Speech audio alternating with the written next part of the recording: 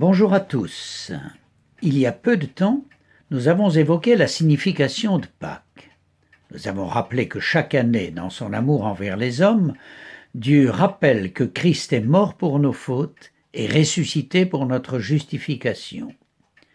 Négliger volontairement ce rappel annuel, c'est mépriser le salut offert à tous et refuser le bonheur éternel préparé pour ceux qui écoutent le message divin et acceptent Jésus-Christ comme sauveur.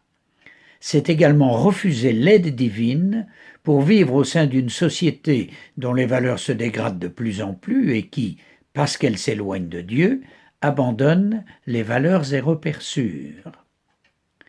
Deux autres fêtes qui suivent Pâques sont également mentionnées dans la Bible et respectées par les chrétiens de cœur. L'Ascension, 40 jours après Pâques, la Pentecôte, 50 jours après Pâques, soit 10 jours après l'Ascension. Parlons d'abord de l'Ascension. Elle correspond à un fait rapporté dans le chapitre 1er du livre des Actes, juste après les évangiles dans le Nouveau Testament, seconde partie de la Bible. Jésus, élevé de la terre, a été reçu par une nuée et monté au ciel. Cela s'est passé 40 jours après sa résurrection. Durant cette période, Jésus a été vu par de nombreux témoins et même à une occasion par plus de 500 à la fois. Lire dans la première épître aux Corinthiens, au chapitre 15, le verset 6. Ses disciples, désemparés par sa mort, avaient besoin de preuves assurées. Dans leur émoi, ils avaient oublié les paroles de Jésus que certains Juifs avaient bien mémorisées. Lire Évangile selon Matthieu, chapitre 27, verset 63. Pour les croyants sincèrement attachés à lui, le Seigneur ressuscité se manifeste durant 40 jours. Livre des Actes, chapitre 1er, verset 3. Et apaise le trouble lié aux limites humaines en entrant dans les attentes secrètes et personnelles que, comme Dieu, il connaît parfaitement. Il parle au cœur de Marie de Magdala et lui donne un message à transmettre. Il se joint à deux disciples qui descendent de Jérusalem à Emmaüs, ouvre leur intelligence, fait brûler leur cœur, ouvre leurs yeux pour qu'ils le reconnaissent. Il élimine l'incrédulité de Jean amené à dire qu'il vit et crut. Il montre ses blessures à Thomas qui lui dit « Mon Seigneur et mon Dieu ». Voir dans l'Évangile selon Jean au chapitre 20, le verset 28. Pendant 40 jours, il parle aux siens du royaume de Dieu et les prépare à recevoir l'Esprit Saint. Puis il les quitte pour reprendre sa place dans la gloire céleste, non sans leur donner, par deux anges, un message. Ce Jésus, qui a été enlevé au ciel du milieu de vous, viendra de la même manière que vous l'avez vu aller au ciel. Acte 1, verset 11. À propos de Pâques, nous avons rappelé sa résurrection pour la justification des croyants que Dieu déclare justes en raison de leur foi en l'œuvre de la croix, par laquelle ils comprennent ce qu'exprime l'apôtre Pierre. Lui-même a porté nos péchés en son corps à la croix. Première épître de Pierre, chapitre 2, verset 24. Son ascension et son accueil dans la gloire constituent la preuve de la réussite de sa mission.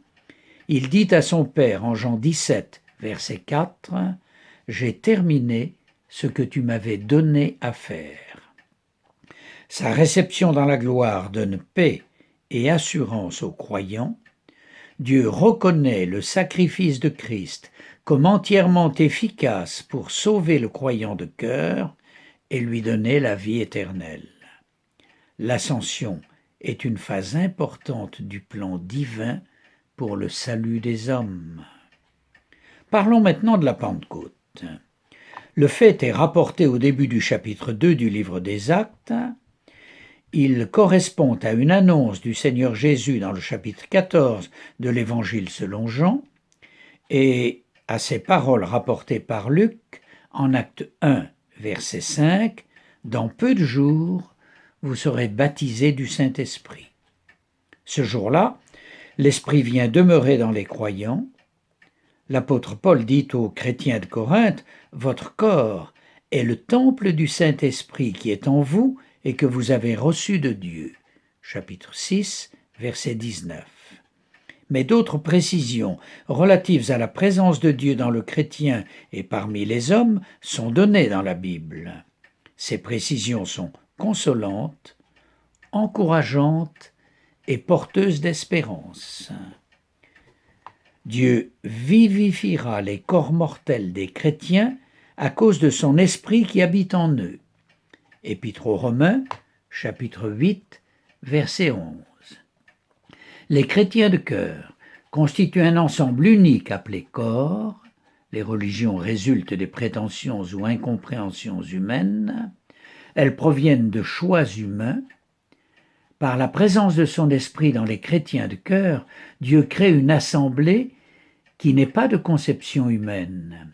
La Bible nous donne beaucoup de détails sur les caractères et le fonctionnement de cette assemblée unique qui comprend des chrétiens de différentes dénominations.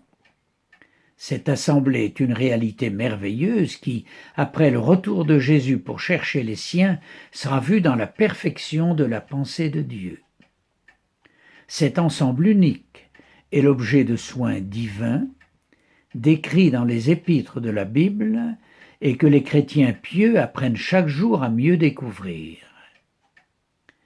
Ces soins comportent de l'aide dans les circonstances, la jouissance d'un amour fraternel qui dépasse les sentiments humains trop limités, l'expression d'un amour désintéressé envers tous les hommes, à l'image de l'amour de Dieu qui a tant aimé le monde, qu'il a donné son Fils unique, afin que quiconque croit en lui ne périsse pas, mais ait la vie éternelle. Lire dans l'Évangile selon Jean, au chapitre 3, le verset 16. En relation avec Pâques, l'Ascension et la Pentecôte, il y a donc des trésors inestimables.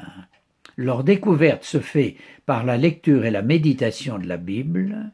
Pour bien découvrir, comprendre, entrer dans la joie de Dieu et saisir l'espérance chrétienne, l'Esprit de Dieu aide les chrétiens de cœur dans le corps desquels il habite, comme nous l'avons indiqué précédemment.